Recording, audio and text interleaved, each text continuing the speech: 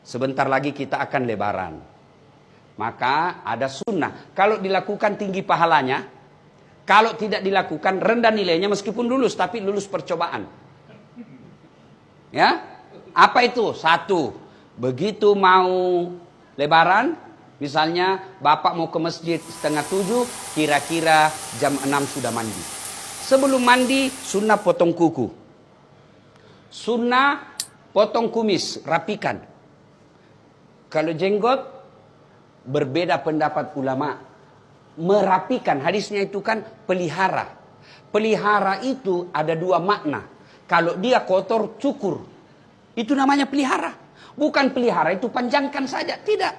Kalau dia jelek, apalagi bapak sebagai polisi, berjenggot panjang, jenggot Pancasila yang 17 lembar, lebih rapi kalau bapak cukur sekalian.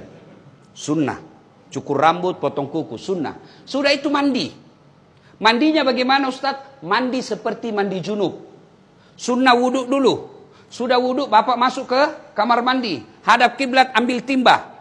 Saya niat mandi sholat Aidil Fitri lillahi ta'ala. Bismillahirrahmanirrahim. Kanan dulu 3 kali, kiri 3 kali, baru seluruh anggota tubuh. Ustadz, bagaimana kalau di rumah kita pakai apa itu?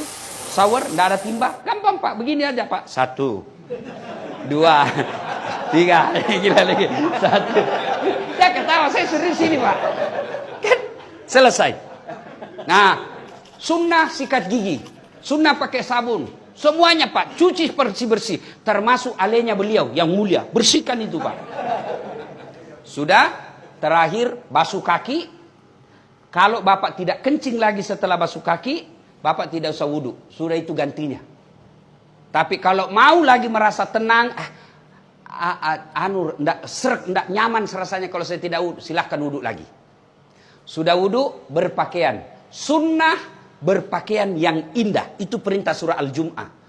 Pakaian yang indah bukan yang mahal. Pakaian yang indah itu halal, bersih, suci.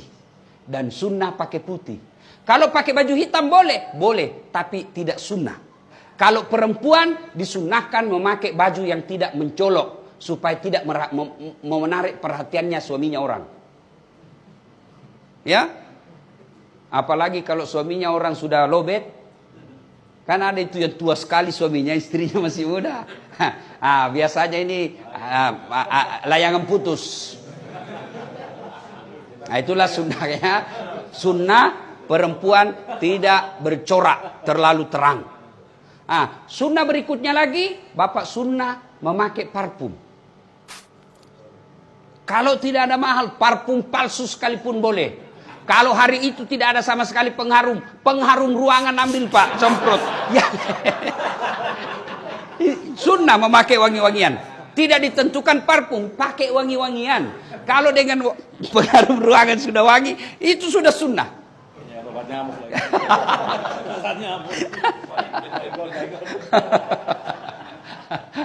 Sudah sunnah menuju ke lapang makan dulu. Sunnah, itu bedanya Idul Kurban. Kalau Idul Kurban selesai Aid baru makan. Kalau Idul Fitri makan dulu. Untuk apa? Membuktikan bahwa hari kemarin sudah beda hari ini. Ya, karena kita sudah tidak puasa. Sudah menuju ke lapangan. Kalau dia dekat dan mampu dijangkau jalan kaki, sunnah jalan kaki. Tapi kalau dia jauh, Pak Kapolda di sini, mau lebaran di Mapolda, jam jalan kaki Pak, setengah mati Pak. Repot Pak, 11 kilo Pak.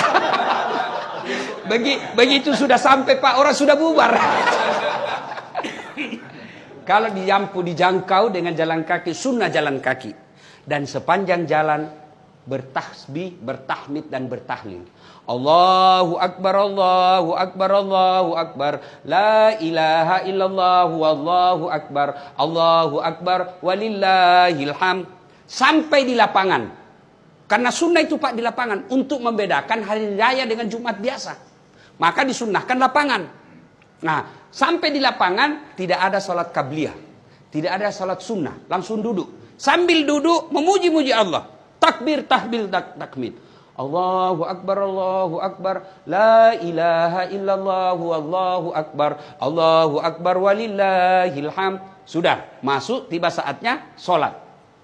Sholat Idul Fitri. Niatnya tidak usah Bapak hafal. Begitu Bapak tinggalkan rumah, sudah ada pasti dalam hati, saya mau sholat Idul Fitri. Itulah niat, tidak mesti dilafazkan. Kalau Bapak mau ambil cara praktis, bilang saja begini. Tuhan, sholat sunnah Idul Fitri ya. Allahu Akbar. Boleh. Sudah takbiratul ihram, Allahu Akbar, belum dihitung.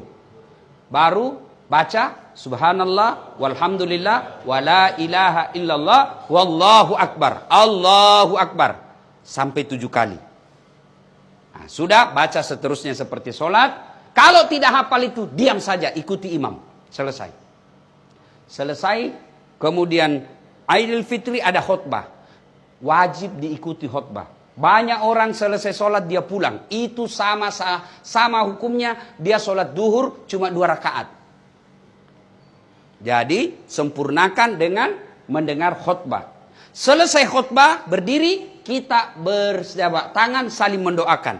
Minimal doanya taqabbalallahu minna wa minkum taqabbal ya karim. Baru salawat Allahumma salli ala sayyidina Muhammad wa ala ali sayyidina Muhammad.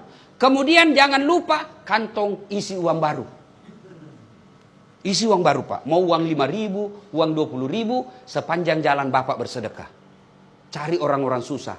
Tujuannya apa? Tidak boleh pada hari raya ada orang tidak bergembira gara-gara tidak ada uangnya. Gembirakan mereka. Lalu pulang, sunnah beda jalan pergi, beda juga jalan pulang. Waktu pergi jalan perintis kemerdekaan, waktu pulang tol. Sunnah. Nah, selesai itu silahkan datangi orang tua. Nah, setelah itu baru kita bersilaturahmi kepada orang-orang yang pernah kita musuhi. Itu yang paling penting. Dia pernah kita sakiti atau dia pernah sakiti kita. Siapa yang baik? Bukan yang tua, bukan yang senior, bukan yang kaya. Siapa? Inna akramakum indallahi atqakum. Yang paling mulia di antara kalian yang paling bertakwa. Siapa yang bertakwa? Ciri-cirinya suka meminta maaf. Ibu bapak saudara-saudara sekalian, apabila ini sudah kita lakukan, ada derajat takwa. Pak Kapolda sudah sekolahkan dirinya. Ternyata pulang punya prestasi, pasti ada promosi. Begitu juga ketika sudah mencapai derajat takwa, tidak mungkin Allah tidak mengapresiasi. Pasti ada promosi. Apa janji Allah? Man yattaqillaha. Siapa yang bertakwa kepadaku, yaj'allahu mahraja. Saya angkat derajatnya. 2, ku ampuni segala dosa-dosanya. 3, aku bukakan pintu rezeki dari jalan yang dia tidak sangka-sangka. Demikian, lebih dan kurangnya mohon dimaafkan. Assalamualaikum warahmatullahi wabarakatuh.